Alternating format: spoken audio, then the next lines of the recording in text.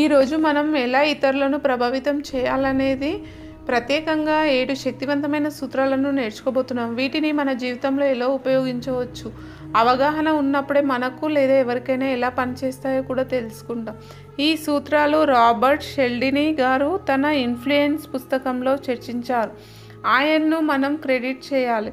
1. Social proof. మనం ఏదైనా లేదా ఎవరో విలువైనదా అని తెలుసుకునేందుకు ఎక్కువగా ఇతరులను చూస్తాం.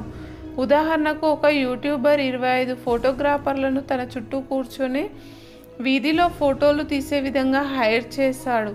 ఇలా చుట్టూ ఉన్న వారంతా అతను ఒక ప్రముఖ వ్యక్తి అని అనుకున్నారు. కానీ అతను ఎవరో తెలియకుండా సెల్ఫీలు తీసుకోవడానికి ఎందుకు ఎగబడతారు? ఎందుకంటే ఇతరులు కూడా అది కావాలనుకున్నప్పుడు మనలో ఆసక్తి కలుగుతుంది. 2. అల్పత్వం.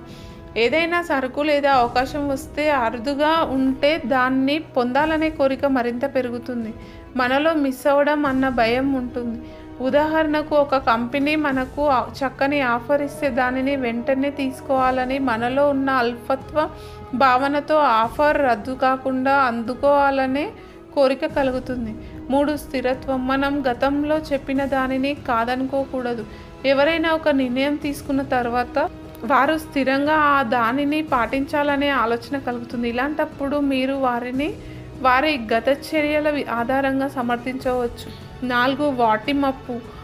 ఎవరైనా మనకు ఏదైనా సాయం చేస్తే వారితో తిరిగించాలనే మనసులో సహజంగా కోరిక కలుగుతుంది. అయితే కొన్నిసార్లు ఇది అప్రయత్నంగా తప్పుడు క్రమంలో ఉపయోగించబడవచ్చు.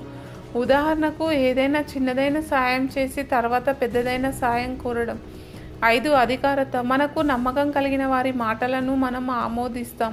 కొన్నిసార్లు వారు అధికారానికి చిహ్నాలు లేదా గుర్తులు ఉపయోగించి మనపై ప్రభావం చూపించవచ్చు. 6. ఇష్టపడడం. మనకు ఇష్టమైన వ్యక్తుల మాటలను మనం సులభంగా స్వీకరిస్తాం. అందువల్ల స్నేహపూర్వకంగా ఉండడం మరియు ఇతరులతో ఆత్మీయ సంబంధాలు కలిగి ఉండడం చాలా ముఖ్యమైనది. 7. అపాయం తగ్గించడం. ఎవరైనా ఏదైనా పని చేయాలనుకుంటే వారు దానిలో ఉన్న లాభనష్టాల గురించి ఆలోచిస్తారు.